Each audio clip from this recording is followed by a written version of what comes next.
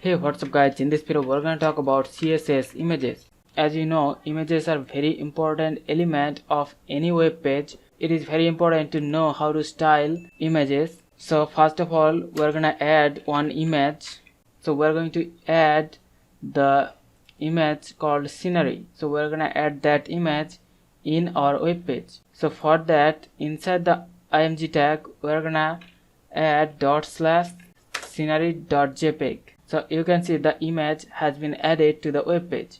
So now we can style that. So for that, inside the style tag, we're going to select the img tag. So first thing we're going to do, we're going to resize the image and we're going to horizontally center that in the web page. So because the img tag is one inline element, so we have to display that as a block element. And now we have to set one width, so we're gonna add the width of 200 pixels.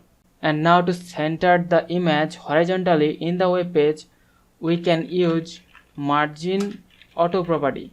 So you can see the image is now centered inside the web page. So the margin auto property will equally divide margin in both the sides, and this way the image will be horizontally centered.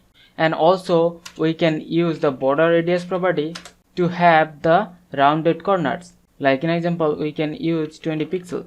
So you can see our image has the rounded corners. And also we can use percentage like 50%. And this way we can create one elliptical image. And also we can create one thumbnail image. So for that, first of all, we're gonna add one border around the image, 1 pixel, solid gray. And after that, we're gonna add the padding of 5 pixels. So now you can see there is some gap between the border and the image, and this way we can create the thumbnail image. So now we're going to talk about the responsive images. So the responsive images will automatically adjust and the image will fit to the size of the screen.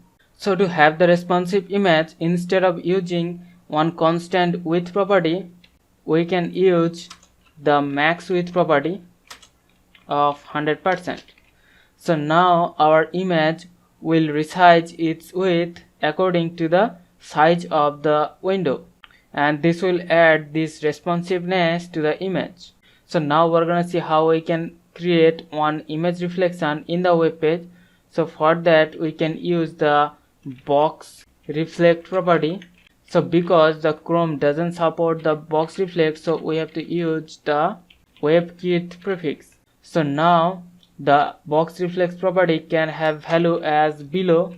So you can see we have the reflection of the image below, and also we can use above, and also even we can use right, or we can have the reflect in the left side.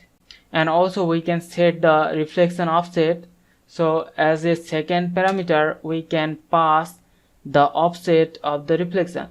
Like we can set the offset as 20 pixels. So now there is this gap of 20 pixels between the image reflection and the image.